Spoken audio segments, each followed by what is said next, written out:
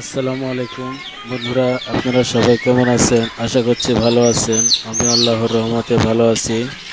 আজকের ভিডিওতে আপনাদের সঙ্গে একটি আম গাছের ভিডিও শেয়ার করব।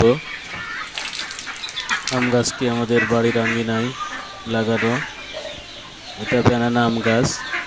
আম দেখতেও সুন্দর, পাকার পরে খেতেও সুস্বাদু। কাঁচা যদিও একটু টক, তবে যখন পাকে তখন অনেক সুস্বাদু। এবং আম যখন পাকে তখন দেখতে বেনানার মতনই কালার হয়ে যায়। আমটি দুইটা আমে 1 কেজি প্রায় বা কম বেশি এরকম ওজনের হয়, তবে খেতে অনেক সুস্বাদু। আম ধরেছেও বেশি,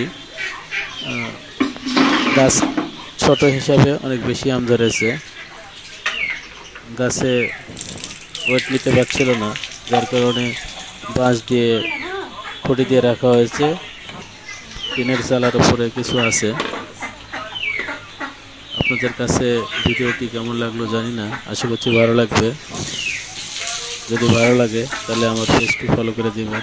যারা ইউটিউব থেকে দেখছেন তারা আমার চ্যানেলটি সাবস্ক্রাইব করে দিবেন।